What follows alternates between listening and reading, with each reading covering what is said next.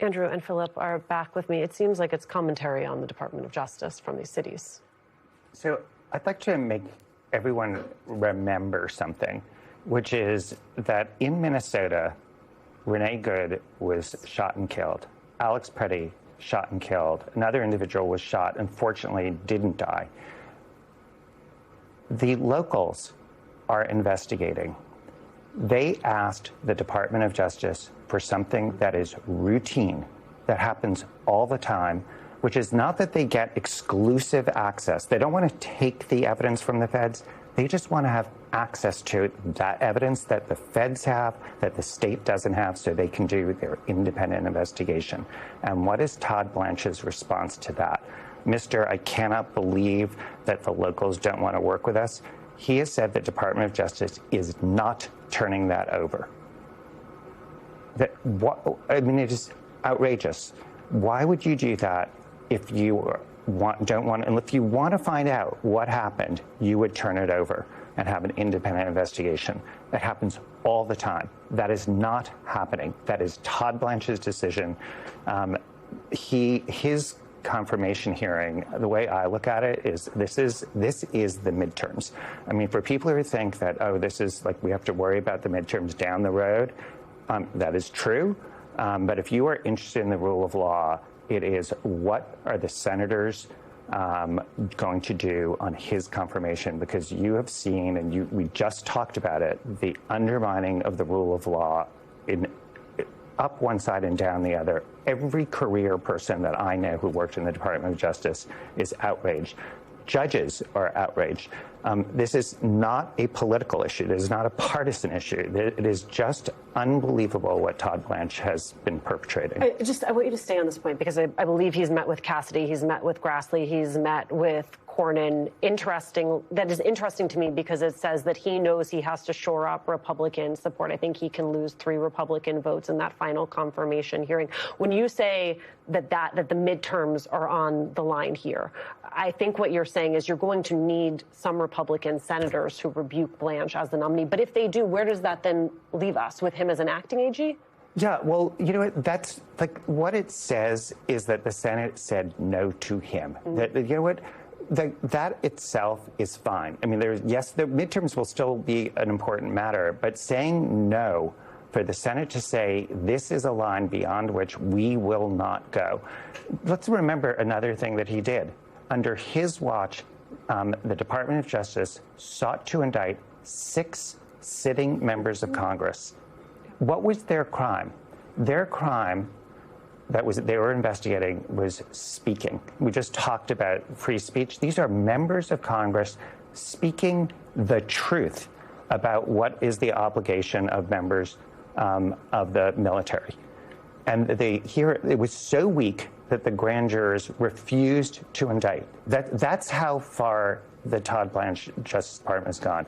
And to me, it is so incumbent on Democrats and rational senators to make sure that the senators who are going to vote for him, that there's a cost to it, because the record here is so dispositive, and it should be in the senators' own self-interest because they see exactly what Todd Blanche is willing to do when it's literally indicting members of Congress with no evidence. I wish that it was the indicting members of Congress or what transpired in Minneapolis that would get those Republicans to move. I actually think it's this weaponization fund because they know it is deeply unpopular with their own base. And even though they've said it's dead, it's not.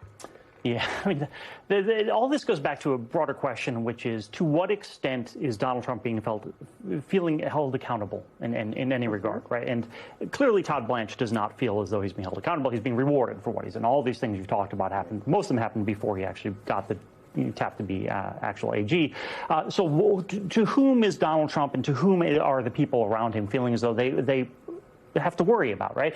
Trump clearly only worries about the base. I have a column that's coming out tomorrow that looks at why his base remains so disinterested in these questions of what America's all about. Like these interests, they just are not worried about the idea of democracy in this particular context. And the reason why is because they feel as though Donald Trump is fighting for something else, right? And so all of the Republican senators who do, as a general rule, attest to the idea that these ideals of America are important and that we should preserve the rule of law and justice, that all of them are sort of beholden to this thing that the base doesn't care about and therefore Donald Trump doesn't care about. And so we see Todd Blanche as this pivot point, and he should be, and there are a lot of senators who still are probably not going to be able to get past that point, but most Republican senators are. They're going to be fine with Blanche in the same way they've been fine with everything else because they understand that the group to which Trump and therefore they are accountable is simply the base, and the base doesn't care. There was some news that broke while we were on air. I want to make sure that I get you in on it.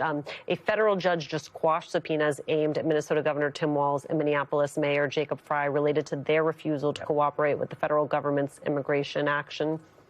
So we don't have the rationale yet for why the judge quashed it, but my suspicion is that this is going to follow very much what we saw Judge Boasberg, a federal judge in D.C., do in connection with the Federal Reserve and Jerome Powell. And again, an incredibly unusual move.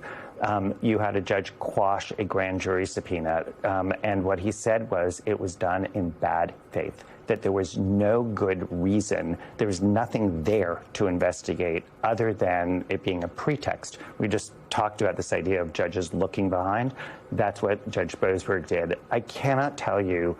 I was in the Justice Department for 21 years, served under Republicans and Democrats. This doesn't happen. And when I say it doesn't happen, it's that the government doesn't act this way, and thus there's no need for judges to make these kinds of rulings.